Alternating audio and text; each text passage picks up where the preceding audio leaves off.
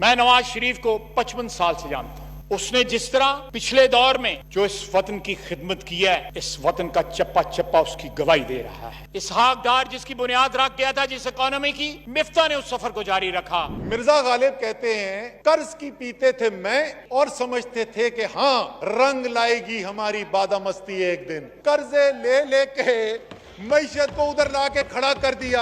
अभी हुकूमत नहीं बदली थी, इन्होंने कहा इसहाक डार की पॉलिसियां मिफ्ता ने चलाई। मिफ्ता ने आते ही सबसे पहले कहा तबाही हो रही है। जाली जो रुपया ऊपर रखा हुआ था उस पॉलिसी को चेंज किया। ख्वाजा साहब कह रहे हैं 50 रुपए गिर गया।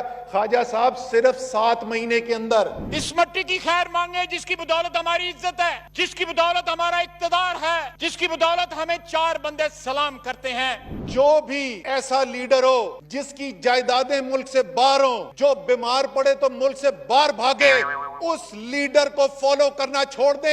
मैं भी नहीं फॉलो करूंगा, आप भी ना फॉलो करें। बहुत जरूरी, जमीन से रिश्ता बड़ा जरूरी है। आप क्या दिखाए हमें और ताबीर क्या हुई? कट्टे चूजे अंडे टिड्डी दल मारो, 1 किलो बेचो 15 रुपए ले लो। सर कट्टे चूजे हम भी समझते थे कि वो बड़ी चीज नहीं होती, लेकिन ये भी पिछले 1 महीने के अंदर हमें पता चला, चंद हफ्तों के अंदर, कि कट्टे चूजों से तो शहबाज शरीफ साहब अरबपति बन गए। तो अब तो हम सब पाकिस्तान के अवाम कट्टे चूजे मांग रहे हैं। 11 IPPs जो है मौजूदा हुकूमत ने साइन की, उसी पॉलिसी के तहत जिस पे पहले IPP साइन। 550 मेगावाट टोटल बनती है। 50-50 के 11 ऑल्टरनेट एनर्जी के IPPs इन्होंने साइन में, उसमें वही कैपेसिटी पेमेंट्स हैं।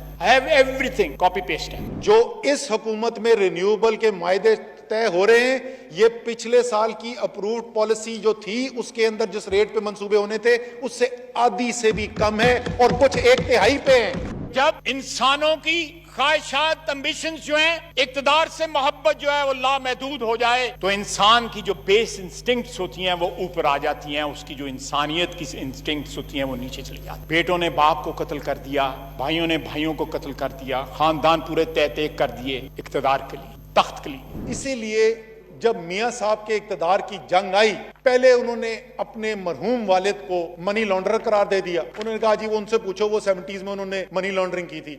और जब बिल्कुल ही आखिर में केस फंस गया तो उन्होंने बच्चों के ऊपर बात डाल दी कि तो मेरे बच्चों के असासे।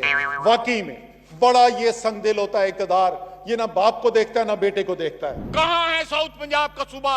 हम देंगे, पाकिस्तान मुस्लिम लीग नून देगी, नवाज शरीफ देगा साउथ पंजाब का सूबा, हमारा वादा है। ख्वाजा साहब 1983 से लेके 2018 तक 35 साल या वफाक में, ये सूबे में और कई मुकामात पे, दोनों पे आपकी हुकूमत थी। 35 साल गुजरने के बाद खुदा का वास्ता ये ना कहे हम देंगे। इमरान खान के नया पाकिस्तान का टैक्स रेवेन्यू 2 साल के बाद अभी तक वहां खड़ा है जहां पे नवाज शरीफ के पुराने पाकिस्तान का टैक्स रेवेन्यू था।